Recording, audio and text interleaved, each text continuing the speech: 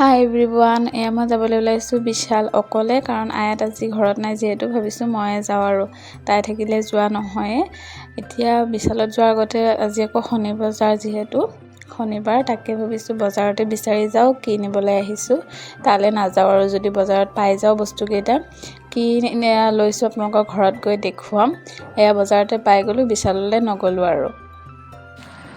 আহি পালোঁ, কি আনিছোঁ আপোনালোকক দেখুৱাওঁ। এয়া এনেকুৱা পৰ্দা দুখন আনিছোঁ।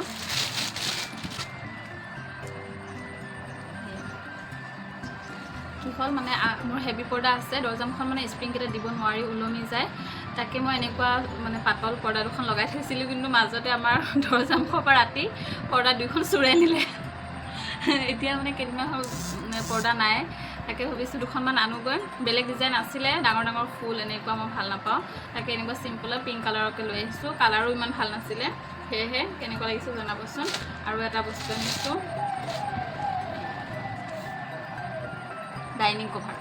ডাইনিং কভাৰ এতিয়া জোখত হয়নে নাই নাজানো আৰু, তাতো এনেকৈ মেলি চাই আনিছোঁ। ভাল লাগিছেনে জনাব।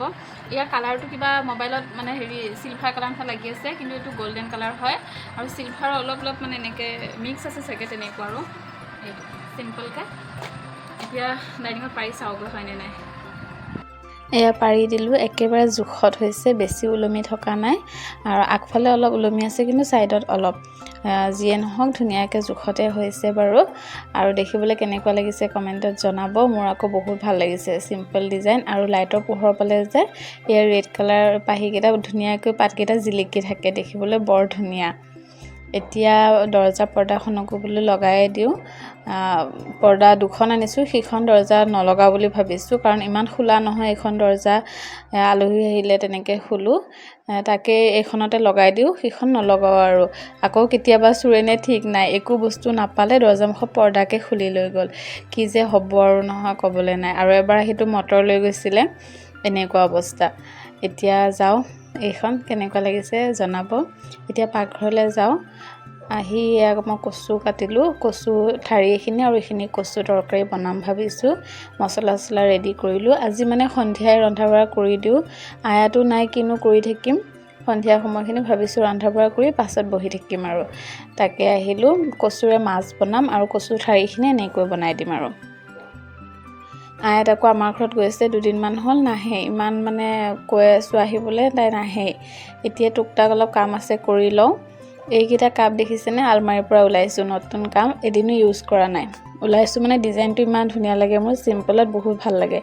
আৰু আগৰ কাপকেইটা ইউজ কৰি থকাকেইটা ভাবিছোঁ ভৰাই থ'ম আৰু, সেইকেইটা এনেই ভাঙা নাই বা বেয়াও হোৱা নাই।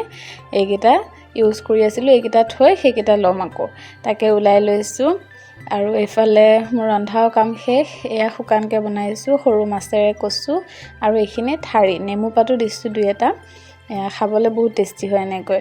আৰু এইটো ফ্ৰিজৰ ওপৰখিনি চাফা কৰি দিলোঁ, চাফ চিকুণ কৰি ইয়াতে ফুল ৰাখি দিছোঁ। দেখিবলৈ ধুনীয়া লাগিছে, মানে চিম্পলকৈ খালী খালী লাগিছে জেগাখিনি। আৰু এতিয়া অলপমান চোনপাপৰি লৈছোঁ, খাওঁ। এতিয়া কাম বনাই বহি থাকোঁ আৰু। আজিলৈ ইয়াতে ভিডিঅ'টো সামৰোঁ। যদি ভিডিঅ'টো চাই ভাল পালে ফেচবুকৰ পৰা চালে চেনেলটো ফ'ল' কৰি দিব, আৰু ইউটিউবৰ পৰা চালে ছাবস্ক্ৰাইব কৰি দিব। আজিলৈ আহিছোঁ, বাই।